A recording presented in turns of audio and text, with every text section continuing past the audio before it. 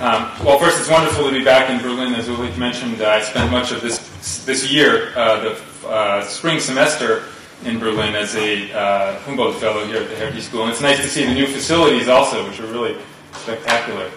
I want to talk about a book that I'm just about finished with, which contributes to this, what's a fast-growing literature on comparative citizenship. It's an empirical study, as you'll see, but it raises difficult normative questions, and I'm going to get to those at the end, and that might carry over into the discussion. In terms of public spaces, I have to say that it doesn't present a particularly optimistic picture, I'm afraid. Now, let me start by saying that the word citizenship gets used in many different ways to apply to many different things. It has a lot of different connotations. I'm using it here in this project in a narrow legal sense. I'm referring to full membership in the political community with associated rights and obligations, although I'm not paying attention in this project to the particular rights and obligations and how they vary, but rather the category of membership itself. So I'm not referring to active citizenship, whether people participate in civil society.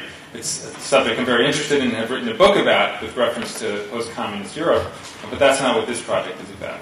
I'm also not referring to good citizenship, whether people vote or pick up trash in the street or all types of behavior along those lines. Really what I'm interested in is citizenship as what Roger Brubaker calls a powerful instrument of social closure.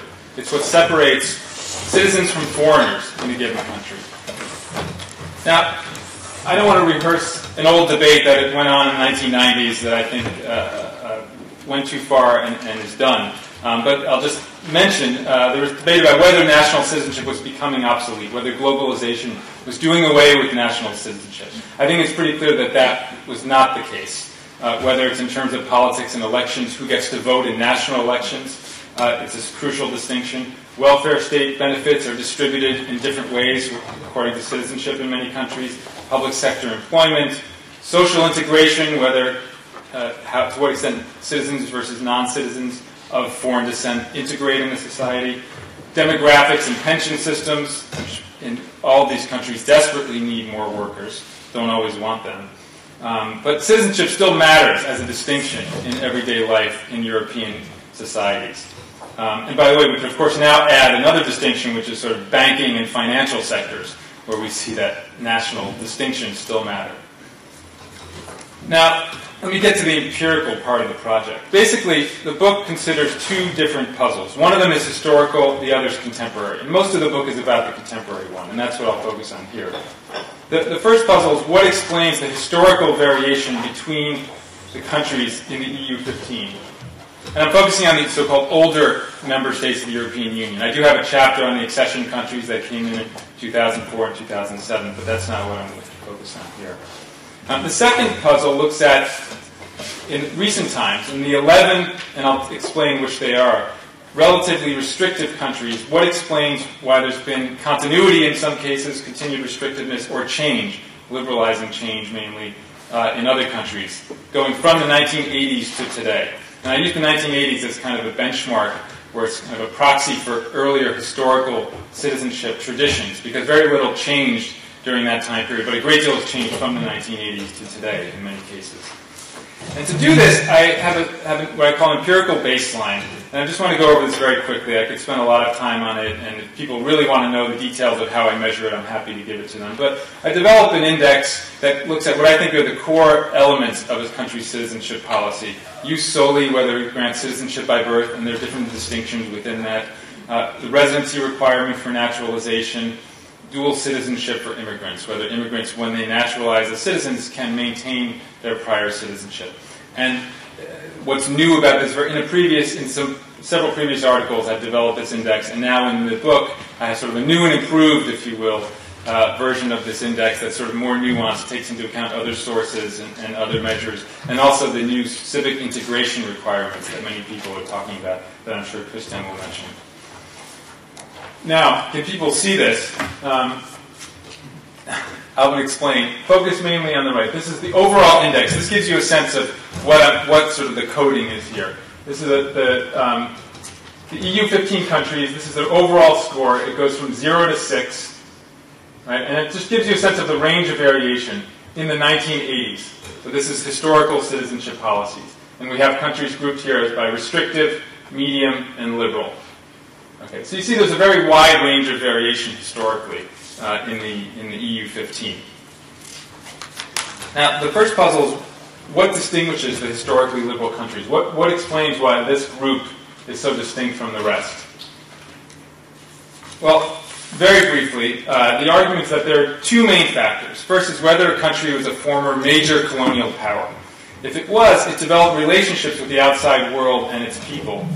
And even though those relationships were hierarchical, they were exploitative, they were violent, in other words, they were based on anything but liberal principles, but they created long-term affinities between colonizing and colonized countries that still exist today. So whether there's movement of people back and forth between them or cultural and linguistic proximity, there are ties that develop between the former colonizers and colonized. The second factor looks at whether a country was democratic in the 19th century. Because early democratizers were much more likely to develop a more inclusive conception of national identity, based on civic rather than strictly ethnic terms. And what matters to me is how both of these factors combine, whether a country had both a prior experience as a major colonial power and was an early democratizer, not just one of the two. And that's where I'd expect to find most liberal citizenship policies. And when we look at it on this graph here, looking at whether a country was a major colonial power, yes or no, early democratizer, yes or no, it actually works out pretty well. They line up. They go, Ireland, of course, is part of the UK until 1922. But there seems to be something to this argument, but I won't get into it any further because I want to, since time is short, get to the contemporary puzzle, which looks at continuity and change in the 11 non-historically liberal countries. And the puzzle is, why did 6 of these 11 countries liberalize their citizenship policies since the 1980s, whereas 5 of them did not? Right. So to show what I mean, this chart here looks at all the countries here with the 1980 score in this sort of reddish color, and today, meaning 2007 really is what the end point, in the blue. And so we see, I have the 4 historically liberal countries here as a reference, but the main distinction is between these two groups, what I call countries of liberalizing change and then countries of restrictive continuity. Right, so we have Sweden, Portugal, Finland, Netherlands, Germany, Luxembourg, which liberalized considerably since the 1980s, and then Italy, Spain, Greece, Denmark, and Austria, which did not. And so the question is, why did the countries in this group liberalize and the countries in this group did not? And the argument that I make emphasizes what I call the politics of citizenship. And I look at the political strategies, the battles, the actors, the factors that were all involved in the shaping of citizenship policy. Because in all of these countries, whether they liberalized or not, it was a major issue. It was an issue that was discussed, that was on the political agenda. But only in some countries did it lead to policy change. Now, here's the argument. I do it in two steps, in 2 figures. The first shows what I view are latent pressures on the side of liberalization and on restrictiveness over here. So the 4 could be more pushing for liberalization that are kind of in the background, not necessarily actively. And then a major pressure for restrictiveness. So on the side of liberalization, demographics, the fact that obviously increasing number of foreigners, people looking different or coming into society has created a pressure basically throughout the EU 15. International norms have been pushing for liberalization. Different kinds of interest groups, usually, not always, but usually are pushing for liberalization, are pro-immigrant. Courts and judges, when they're ruling on issues related to immigrants, are often in a pro-immigrant direction, in a liberalizing direction. On the other side, though, there's a major factor, which is public opinion. Right, and this is something that's not really talked about very much. The Eurobarometer does surveys. They like to promote their surveys that have the findings that they like, but there's some surveys that they've done that are on xenophobia and racism that they don't talk about very much because they have very troubling findings, which is that large numbers of people throughout European countries, now sure, it's higher in Greece than it is in Spain or Sweden, I mean there's some variation, but throughout Europe it's very, very high. And even on questions that are almost shocking, you have, for example, these people are so different they can never be fully accepted members of our society. You have large numbers of people agreeing. And so you have sort of, in the background, I think, a high level of racism and xenophobia that is serving as a latent pressure for restrictiveness. Now the question, though, is you have the policymakers here in the middle, and there are these pressures coming on both sides. What explains why certain types of outcomes occur? And this figure here kind of shows a two-step model for explaining citizenship liberalization. Part one draws actually from Christian's argument. I won't shine the pointer on his head. But Christian's argument about leftist governments being in power. Generally, when the left of center government is in power, they have policies that are more favorable to immigrants. The right is generally pushing contacts to emigres, to diaspora, which often tend to be more conservative in orientation. So if a left of center government is in power, citizenship liberalization is possible. Not necessarily possible. Whereas if it's not, it's unlikely. And this is supported empirically by the fact that of the 6 countries that changed their citizenship policies, Finland, Germany, Portugal, and Sweden all had left-of-center governments. The Netherlands had a grand coalition that included Social Democrats that played a major role. Luxembourg is the exception here, had a right-of-center government, but still did liberalize. But the next step here is the most important part of the argument, which is whether anti-immigrant public opinion that I talked about a minute ago, whether it becomes activated. Right? Either by a strong far-right party, right, or by public mobilization of some kind. Does the far-right get mobilized on the issue of immigration and citizenship reform? If the answer is yes, then citizenship liberalization is unlikely to take place. If no, then liberalization is possible because of the liberalizing pressures from the previous slide. So in other words, anti-immigrant sentiment can essentially trump the liberalizing pressures that are there, as well as a leftist government, and it can thereby block liberalization.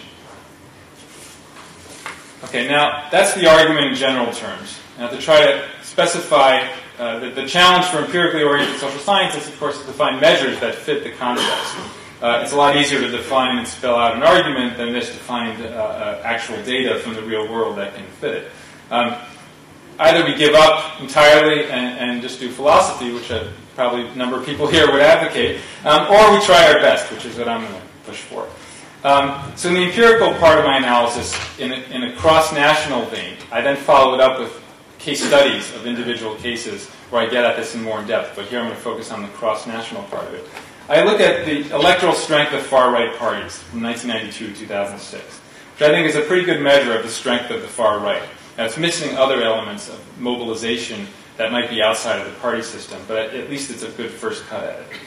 And when we do that, we find is that this is a scatter plot showing here's the support for far-right parties going from 0 to 20%. Right, this is an average over the period 1992 to 2006. And here's the change in the CPI, Citizenship Policy Index score, from the 1980s to today. So the higher the score, the more that the country's liberalized. And what this shows is that there are really 3 clear clusters of countries that are there. Right? These 3 here, Denmark, Italy, and Austria, which had very high levels of far-right support and did not liberalize their citizenship laws. And then here we have the 6 countries of liberalizing change, which all had low levels, almost 0 levels, of support for far-right parties at the time of their citizenship liberalization. And then there's Greece and Spain, which are outliers, you might say. They have weak far-right movements, but still no liberalization. We could talk about maybe why. I think Spain perhaps could jump up. There's certainly the potential for it there with the current constellation of forces in Spain. Greece, you could argue, the entire political spectrum is the far right, at least they're oriented on immigration. So you just put Greece over here. But in any case, as I expected, liberalization has only occurred without the presence of a significant far-right party or movement. When there is such a strong party and where it flourishes, the pressures for liberalization are effectively blocked.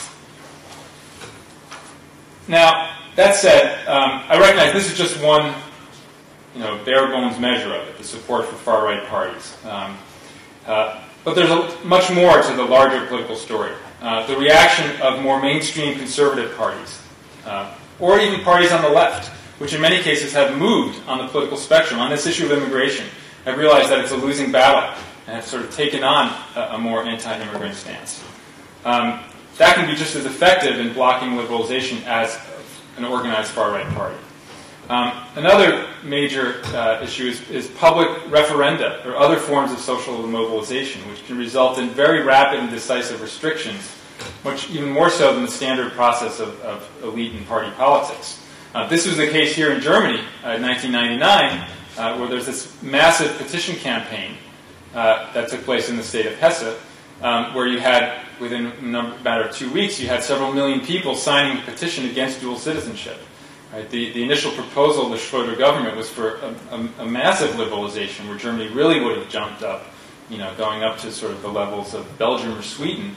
But as a result of this petition campaign, they very quickly stepped back and came to sort of a compromise, a watered-down version, which is still a major, represents a major liberalization, there's no doubt about it. But it showed the power of public mobilization.